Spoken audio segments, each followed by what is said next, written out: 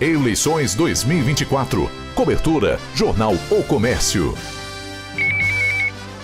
O Grupo Verde Vale de Comunicação também abre espaço para os candidatos a vice-prefeito em União da Vitória. Nós recebemos o candidato Pedro Ivo Ilquio, do PT, o Partido dos Trabalhadores, que integra a chapa encabeçada pelo candidato Antônio Alexandre Moreira, o Toninho da Ótima. Seja muito bem-vindo, Pedro Ivo. Inicialmente quero começar lhe perguntando, quem é Pedro Ivo Ilquio? Gostaria que o senhor se apresentasse a todos aqueles que estão nos acompanhando nessa entrevista. Seja bem-vindo. Bem, meu nome então é Pedro Ivo Ilquio, sou produtor, sou empresário. Comecei a minha vida pública nas organizações dos agricultores. Foi assim que eu acabei me envolvendo no mundo da política, a partir da organização dos agricultores.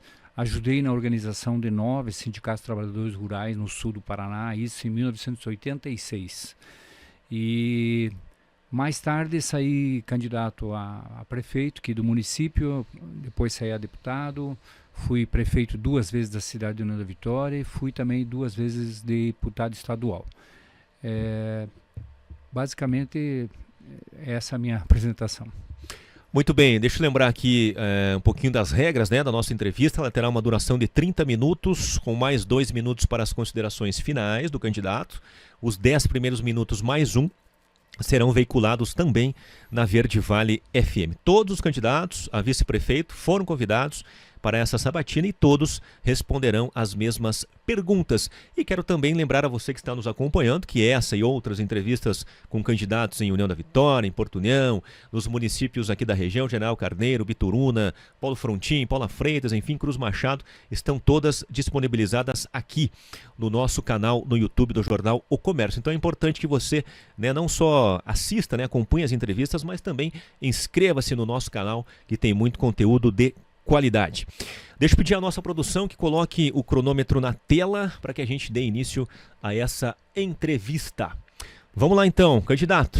Qual é a função de um vice-prefeito no organograma da administração? Muitas vezes o trabalho do vice ele acaba passando despercebido, ele não é tão notado por ele não ser o principal protagonista. Gostaria que o senhor falasse sobre a importância da função de vice-prefeito. Bem, o vice-prefeito, eu nunca fui vice-prefeito, mas eu fui prefeito e posso dizer para você que o vice é um braço direito, alguém que está próximo de você, que você, de repente, que possa estar conversando mais com a comunidade, que tem um pouco mais de tempo para isso, se relacionando com as pessoas. Mas na nossa chapa, na minha e do Toninho, o Toninho que é o nosso candidato a prefeito e eu sou o vice, nós fizemos uma inversão porque o Toninho já foi meu vice no passado, pouca gente lembra disso. Mas eu tenho um vínculo de aproximação muito forte com o Toninho desde 1996 e ele me convidou para ser vice e eu disse para ele o seguinte, que eu não seria vice de ninguém e que eu aceitei ser vice dele porque eu conheço o Toninho, eu sei a história dele, como um bom administrador, começou a vida muito de baixo e que já tinha ele também sido meu vice e eu tinha um sentimento de gratidão por isso, então por isso que aceitei. Mas o meu papel na administração do Toninho será de correr atrás de recursos. Eu também já fui deputado estadual. Eu fui, por exemplo, deputado com o Ratinho. O Ratinho sentava do meu lado por 4 anos. Tem um bom vínculo de relacionamento. Pouca gente sabe disso, Às vezes você olha só essa questão partidária, mas eu tenho um bom vínculo com o Ratinho. Eu tenho também um bom vínculo em Brasília. É o meu grupo político que está em Brasília. A gente gosta ou não gosta, mas é onde que está o grosso do recurso, fica em Brasília. 64% do que se arrecada de impostos fica em Brasília, 64%, só 22% no estado e 14% nos municípios. Então eu quero trabalhar lá em Brasília para mim trazer os programas do governo federal. Por exemplo, quando eu estive a vez passada aqui na prefeitura, nós inauguramos 700 casas populares. A gente agora está com o programa Minha Casa Minha Vida com 4 bilhões no orçamento da União, o maior orçamento para habitação da história. do Brasil.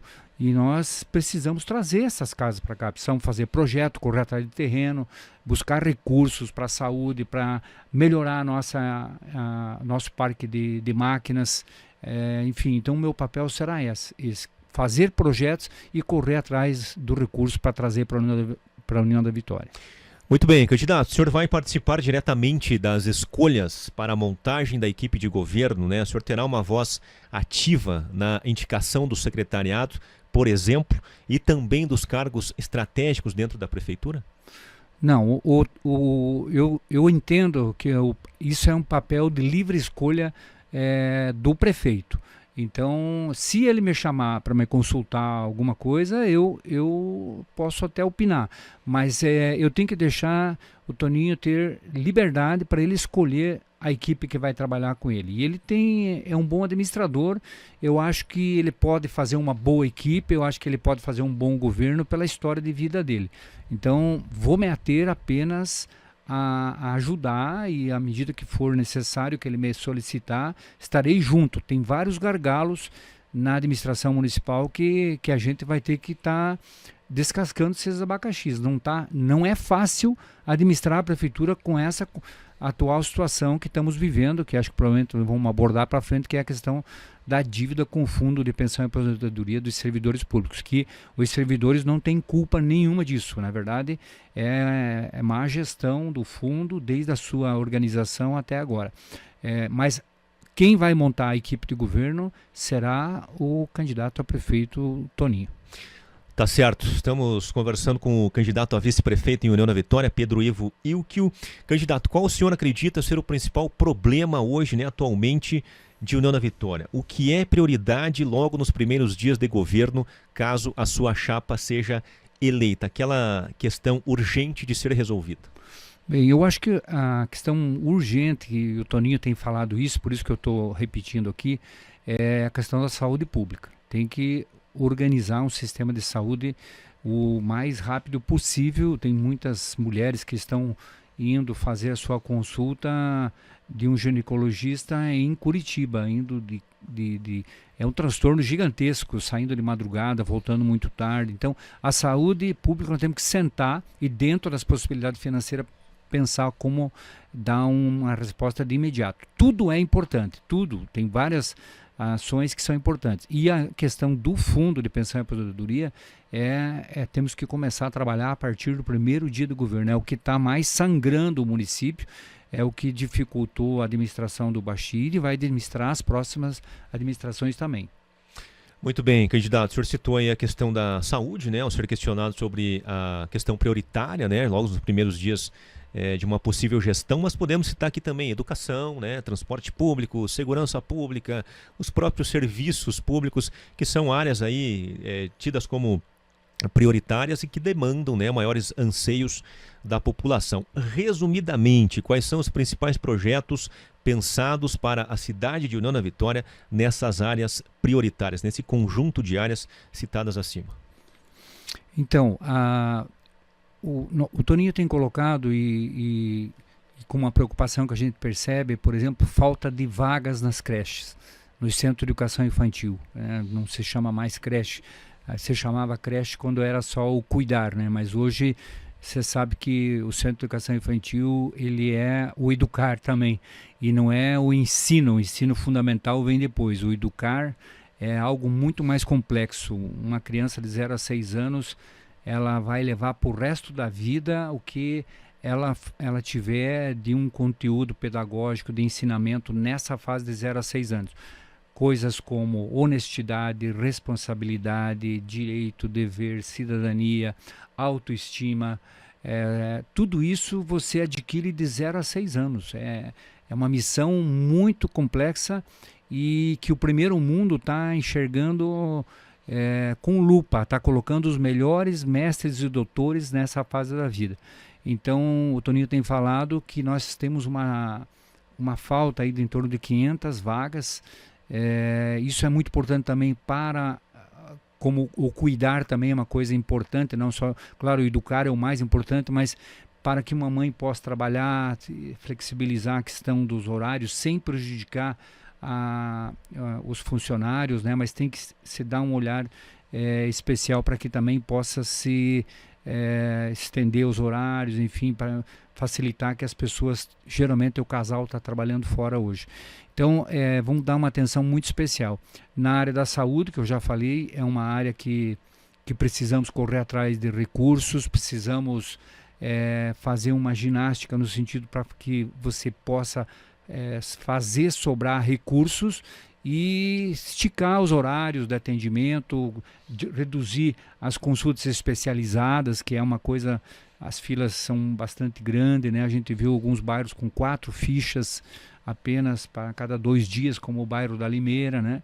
Então eu inaugurei, trouxe para a cidade vários postos de saúde, como o posto da Limeira, o posto do São Gabriel, o posto do São Bernardo, o posto do São Cristóvão, os 2 postos de São Cristóvão, a UPA 24 horas, esse posto aqui perto do estádio de Iguaçu, e eu não tive tempo de fazer funcionar, porque eu inaugurei em novembro e já em dezembro entreguei a administração.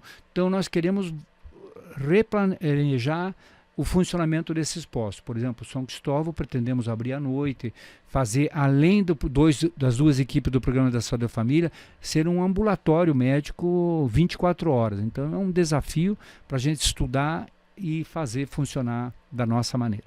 Bom, candidato, eu tinha incluído também na pergunta a questão da segurança pública, uma questão mais do Estado, né? Mas a Prefeitura também entra com algumas ações, né, de segurança pública e transporte público também, candidato. Certo. Então, veja, na segurança pública, já tive uma fase da minha vida que eu achava que dizia que isso era responsabilidade do governo, não é nossa responsabilidade.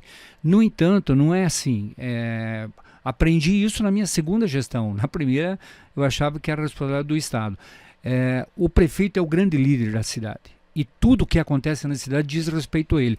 Tá, é a responsabilidade do governo, a segurança, mas você pode articular com os deputados, fazer uma pauta de reivindicações, se for o caso que está faltando efetivo. Não é o caso em União da Vitória. O que nós podemos fazer como administração municipal? Ter câmeras em logradouros públicos, em lugares que são críticos. Desculpa interromper, candidato, nós temos mais 1 minuto para o conteúdo que vai ser disponibilizado na Verde Vale FM.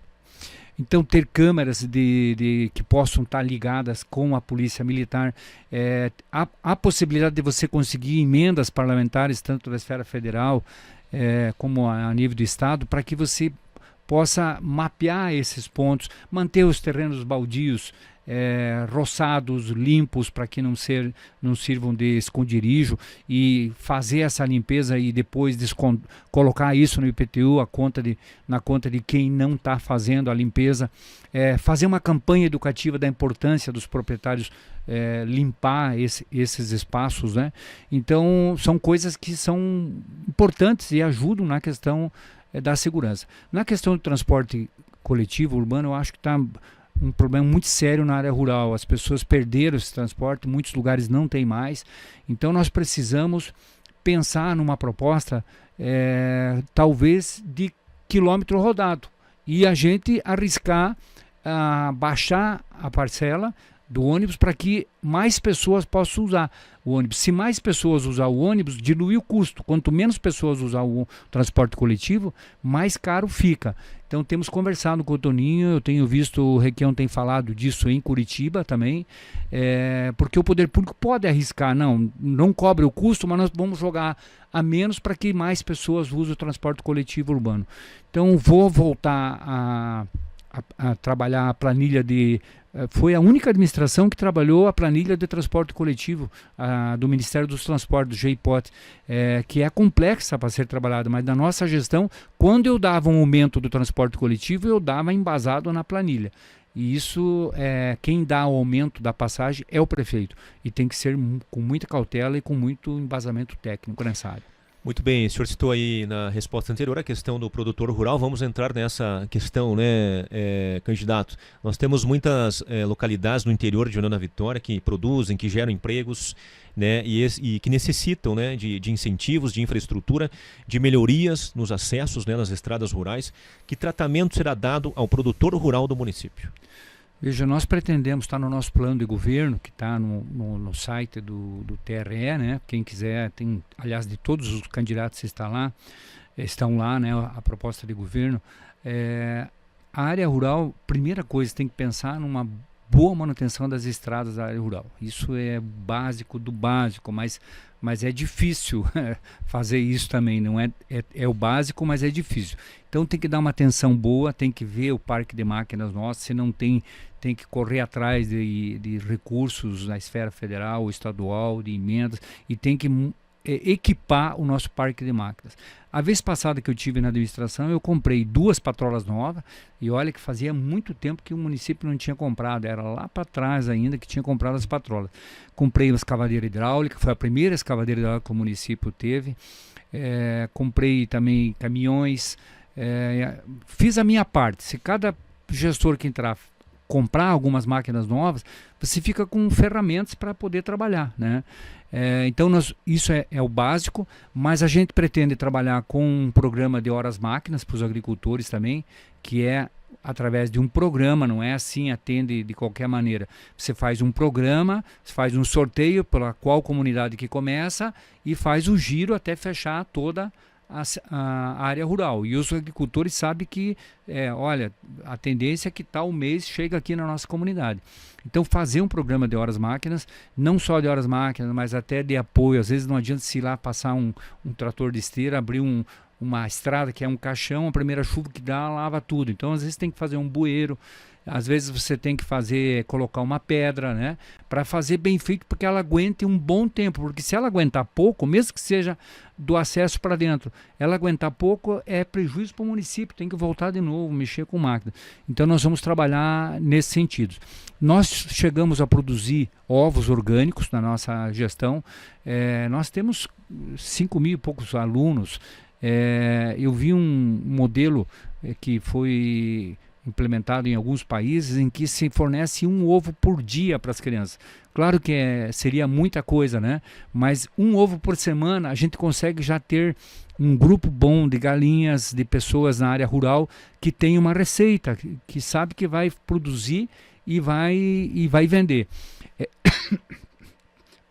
Para isso, nós estávamos trabalhando uma cozinha social lá no espaço da Escola Oficina. Eu vi que tem uma outra atividade da área social hoje, não sei aonde que estão as panelas, nós tínhamos com panelas industriais, câmara fria. Qual que era a ideia? Ter uma única cozinha que produzisse todo o alimento para um restaurante popular, pelo menos para baixa renda, para pessoas de muito baixa renda, através de escolha de critérios técnicos, e também toda a merenda da escola fosse processada nesse lugar. Então nós poderíamos, por exemplo, comprar um boi em prancha do matadouro municipal, direto dos produtores que abatem lá, tem confinamentos aqui na cidade. Isso reduz o custo, porque você vai comprar no varejo do supermercado, fica muito elevado. Então nós poderíamos fazer, por exemplo, uma merenda, ter um preço de uma merenda mais barata. Hoje o produtor produz lá uma alface, um repolho, tem que levar um pouco em cada escola, isso inviabiliza, então levaria tudo na cozinha social, e a cozinha social faz a alimentação e distribui em caixas térmicas em todas as escolas até o horário do lanche ou as crianças que estão em tempo integral, de ter um almoço mesmo com feijão, arroz, com carne, com batata, com abóbora, que tudo isso pode ser comprado dos produtores. Então pode ser só uma falácia. Às vezes o pessoal pode dizer, não, mas está falando, está lá as panelas, podem ir lá ver, está lá as câmaras frias, montado. Ocorre que eu não consegui viabilizar porque a gente saiu, quando terminou de instalar e fazer, não quis inaugurar um restaurante popular e apenas inaugurar e o outro prefeito não tocar, né? Então está tudo parado lá, faz 8 anos que queremos recuperar isso, será uma fonte de renda muito importante para os agricultores, a compra direta da agricultura familiar. Muito bem, candidato, vamos falar sobre geração de emprego, né? Através de quais iniciativas a sua chapa pretende atrair novos investimentos e, consequentemente, mais empregos para a cidade de União da Vitória? Bem, a questão de geração de emprego, eu tenho andado bastante com o Toninho em todas as nossas caminhadas, né? E o Toninho tem falado muito disso. Ele é um empreendedor, os filhos dele são empreendedores. É alguém que foi empreendedor a vida inteira. Então a nossa proposta, a do Toninho e a minha, é de a gente criar condições de que um empreendedor novo possa vingar, que possa ter um apoio inicial do poder público. Então nós pretendemos fazer um cadastramento de todos os galpões que estão parados. Hoje tem muitos galpões parados na cidade. Fazer um acompanhamento dos leilões. Tem leilão que vai por questões do Ministério do Trabalho ou por causa de falta de pagamento. Isso a prefeitura pode fazer pode arrematar. De repente tem um empresário, por exemplo, estive lá na rua Curitiba, tem um empresário que veio de Minas, ele hoje falou para nós esses dias, ele disse, olha, eu precisava de 20 funcionários, não consigo encontrar os funcionários. Daí ele falou do galpão, ele teve uma dificuldade para achar, veio de lá para fazer compensado aqui no União da Vitória e paga um aluguel caríssimo. Então a gente pode de repente cadastrar esses galpões, organizar eles que possam, porque alguns estão com telhado, com problemas bastante danificado, e a gente consertar, arrumar e ceder para os empreendedores, principalmente o novo empreendedor que precisa desse apoio inicial. A gente também pretende dar um apoio no que se refere à empresa manter o programa que eu já tinha da Empresa Fácil, onde a gente faz de tudo para que a empresa não fique na burocracia, patinando e possa abrir rapidamente uma empresa em poucos dias. E também já tive numa das gestões nossa o apoio de X meses de contabilidade pago pelo município. Então foi um convênio com a Associação dos Contabilistas e a gente repassava a associação e a Associação dos Contabilistas fazia o trabalho para uma empresa que estava iniciando por alguns meses. Então esse é uma proposta que nós pretendemos colocar em prática novamente. Muito bem, estamos conversando com o candidato a vice-prefeito em União da Vitória, Pedro Ivo Ilquio. Candidato, contato direto com a população, né? Quanto isso é importante, estar nos bairros, nas ruas, nas diferentes regiões da cidade, conhecendo a realidade e ouvindo o cidadão, né? O senhor concorda que esta é uma atitude cada vez mais necessária, que ela faz parte do trabalho do vice-prefeito, e de que forma o senhor colocará isso em prática? Bem, quem lembra da minha primeira gestão, foi uma gestão muito participativa. A gente implementou aí um modelo de democracia participativa, porque tem o modelo da democracia representativa e a participativa. Eu cheguei a participar de 700 reuniões num ano. Depois somei, tive o capricho de pedir para a minha secretária somar quantas reuniões eu participei durante o ano. E deu em torno de 700 reuniões, quase 2 por dia. E era uma reunião que trazia as pessoas para ver números, para ver dados do município, para saber quanto entrou, quanto gastou, no que gastou, e para discutir onde gastar o dinheiro do ano seguinte. Claro que isso já não é mais tão possível hoje, porque as pessoas não querem mais sair de casa, todo mundo muito atarefado, mas nós podemos fazer isso, no mínimo, para incentivar as pessoas, por exemplo, a acessar um aplicativo do município em que você possa dar resposta à população a partir desse aplicativo. Então você tem um problema lá crônico, tem um buraco aberto há tantos dias, a água está correndo risco, ou tem uma luminária que está queimada, eu vou no aplicativo e eu faço a minha reivindicação. E a gente, como prefeitura, dá uma resposta de imediato, mas muito em cima, fazer com que as secretarias elas estejam atentas a isso. E digo para você assim, nós vamos montar uma equipe que nós não vamos ter rabo preso com amigo de partido ou com gente que financiou a campanha. Nós estamos só trabalhando com o fundo partidário e com o nosso próprio recurso. Vamos montar uma equipe que ela vai ter que se sujeitar a isso. É a resposta imediata através de um aplicativo que pode resolver muitas coisas do dia para a noite, e nós termos esse feedback dos problemas que estão acontecendo na cidade. Então nós vamos trabalhar sim a participação dessa maneira, principalmente pelo aplicativo, mas eu como vice-prefeito quero também circular, sabe? Perder um meio-dia lá na Limeira, circular lá no São Sebastião, lá no João Paulo, principalmente nos bairros que a gente sabe que os problemas são maiores. E nós procurarmos dar um retorno de imediato, tá presente, sabe? Tem uma parte da Bíblia que diz assim, que os apóstolos, eles não sabiam o que iam falar quando iam nos atos, que vinha muita gente, né, para conhecer da Boa Nova. E aí Jesus diz para ele, apenas estejam presentes. Às vezes é isso, apenas estar presente, sabe? Você traz um conforto, você leva e traz as informações, né? Então nós queremos estar presentes sim junto à comunidade. Muito bem, candidato, o senhor já citou aí alguns pontos, né, do plano de governo, mas qual que o senhor destacaria, né, no plano de governo da sua chapa, né? Qual o grande diferencial do plano de governo do Toninho e do Pedro Ivo? Olha, o grande diferencial é a solução profundo. Nós estamos com um problema gigantesco. Nós estamos devendo um monte de dinheiro para o fundo por várias gestões que passaram. Eu até vi esses dias uma matéria do prefeito que colocou umas cartas na mesa e tal, e aí eles colocam lá que eu não paguei a dívida que o outro fez.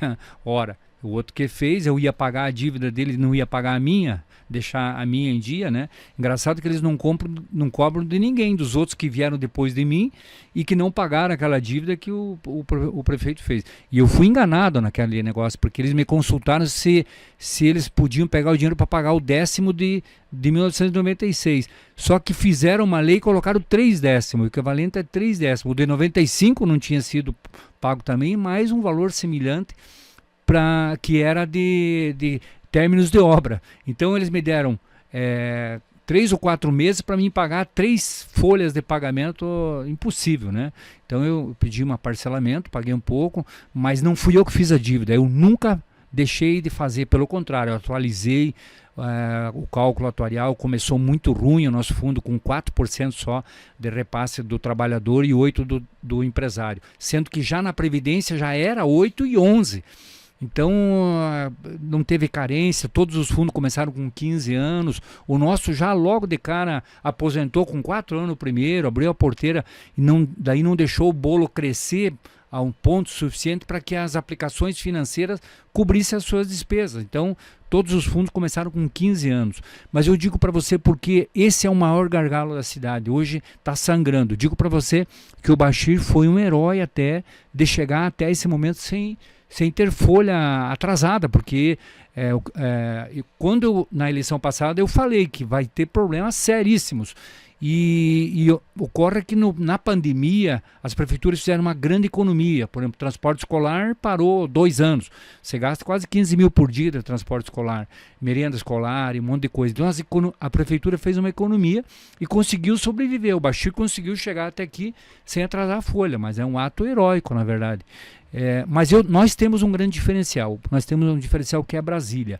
Hoje eu digo para você que talvez eu seja a pessoa mais indicada para buscar soluções via Brasília. Conheço todo mundo que está lá, é o meu partido, já fui deputado, conheço muitos deputados e nós vamos fazer um trabalho muito importante na área de fazer com que se tenha uma discussão com todas as prefeituras a nível de Brasil, que tenha essa realidade como nós temos e fazer uma frente parlamentar, fazer seminários, audiências públicas e fazer com que o governo possa aportar no fundo, como fez no Rio de Janeiro. Quem salvou o Rio de Janeiro?